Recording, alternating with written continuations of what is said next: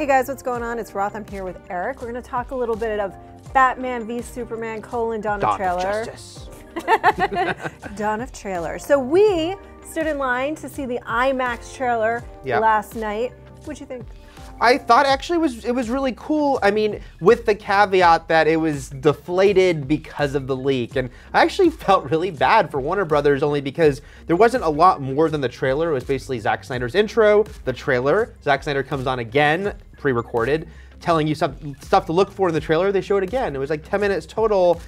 That would have been really amazing if we hadn't seen the trailer before. But there were a few extra seconds of Batman and Superman running at each other. There were, and I think that's the shot. I heard fans get very, very excited in the screening that I was at, both for the trailer, but then also for that one tiny little extra shot that you haven't seen online yet. But it's, basically Batman and Superman running at each other. It's a close-up of Superman looking pretty pissed, and then the two of them running at each other, and right as they reach each other, cuts to black. Who knows where it will escalate? I mean, we have some ideas. Right, how it will escalate from there. They stop and decide that diplomacy is the better way.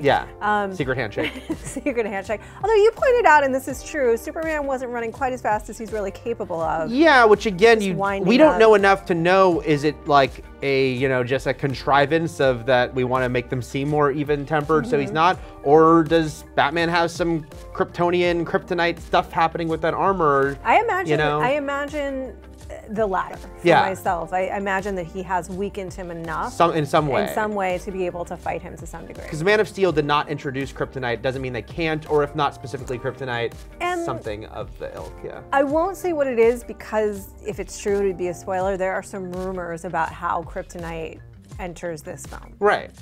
So that's very possible. But overall, I thought it really actually made me more excited for this movie, seeing it that way. And again, the reason I felt bad that it kind of got undercut by the leak because it looked really cool. They specifically chose only IMAX theaters for this, and it was a really impressive visual trailer that was completely done a disservice. First of all, if you watched it on a really crappy, filmed off of a shaky. But even if you watch the legally released version, it wasn't meant to first be seen in that tiny screen, and there is something to be said for the spectacle of it.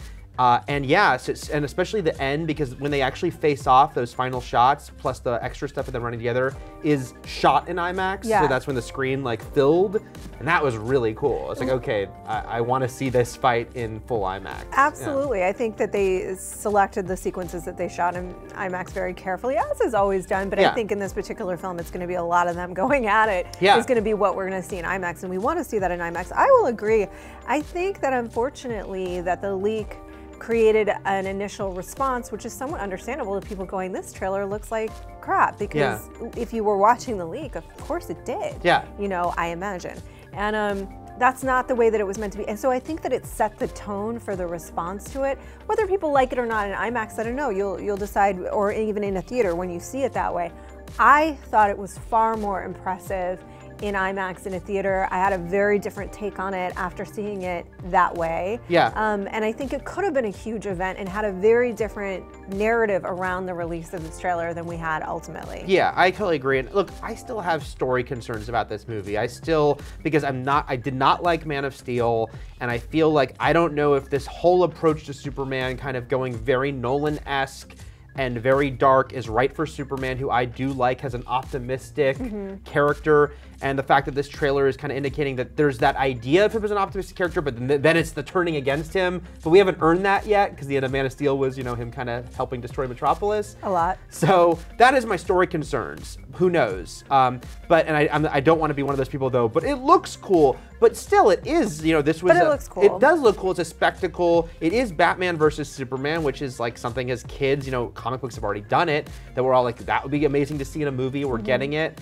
And so, I just watching the trailer did make me sort of, I couldn't help but be excited more seeing it. Even just the opening shot, panning in on the city, it's just like, oh, that looks really cool. It does. Say what you will about Zack Snyder, and I've loved some of his movies, not loved others. He visually knows how to make a movie. I don't think that there was ever, for me, any doubt that it would work visually. There's certainly no doubt about his abilities in that regard, for me. There have been massive story issues for me in other films.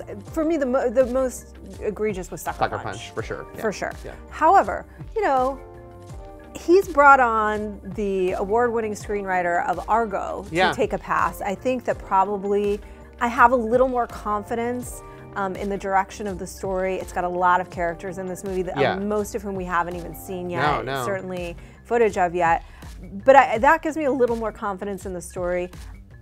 At the end of the day, this was about presenting a visual experience. And I also feel that people sort of got robbed of having the spectacle of it all in as elaborate of a way as it could have been. But it looked great in IMAX. I hope it's a good movie.